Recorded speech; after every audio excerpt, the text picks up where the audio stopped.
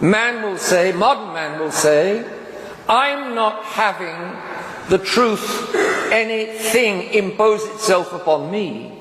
I am the one that makes things what they are. Lunacy. But pride. Modern man makes the truth. The truth is a man-made object or a man-made idea. And that's modernism in the church. And how did modernism and Vatican II and the whole official church, the new religion of the official church, the new Catholicism of the new church, how did it come into the church? Because a number of young priests about 100 years ago, and some laity as well, moved this philosophy, applied this German philosophy, it was with French and English antecedents, applied this German philosophy to the faith. So, God puts out there, God makes happen out there, you and I hope all of us would say objectively, in reality, God causes the resurrection to happen. The resurrection happens.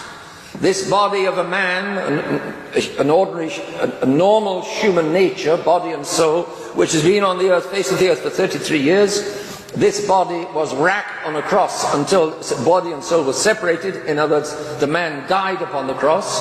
His body was then laid in a tomb, and 3 days after, it came out of the tomb. It rose by itself out of the tomb. It came by itself out of the tomb, rejoined, the soul and body were rejoined in a special way. You and I believe this.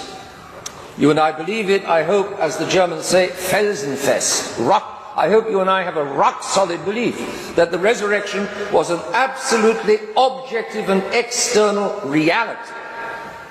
A reality outside our minds, and if our minds say, this reality is what happened, then my mind, I say, if I believe in the resurrection, then my mind corresponds to the reality, and the relationship of my mind corresponding to the reality is truth. My mind is in the truth and I am in the truth if I say the resurrection was an objective external reality. And I sing it, Credo in unum de, when I get to the resurrectio mortuis, I believe it. And I'm right. It is that because it did happen. It's something external and outside my mind. And I can't change its not having happened, and no human being, and not all human beings together can change the fact that it happened.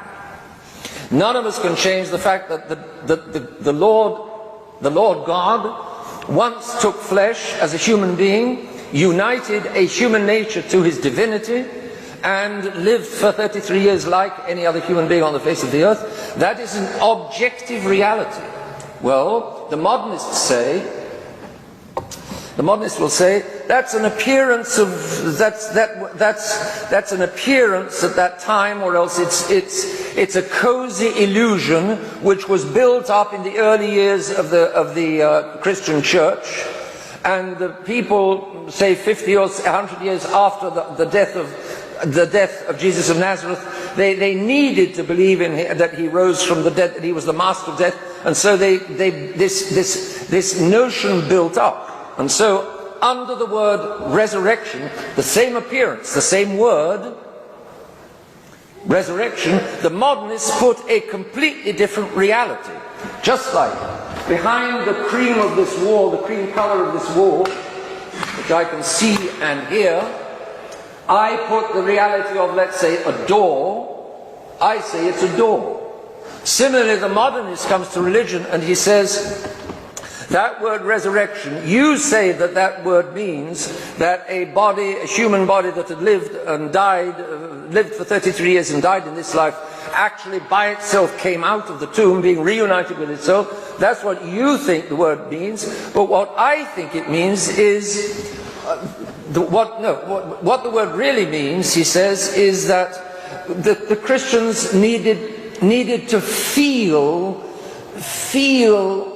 something so good about their religion and about the founder of their religion that they invented his having risen from the dead. So behind the same words and appearances, they put a completely different content. And that's the secret of modernism. Same thing. Is there or is there not, even before, is there or is there not a God?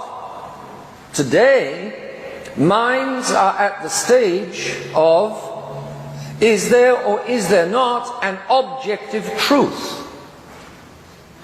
It stands to reason that if there is not an objective truth, there cannot be an objective God. If I have no grip on being, how am I going to have any grip on the supreme being?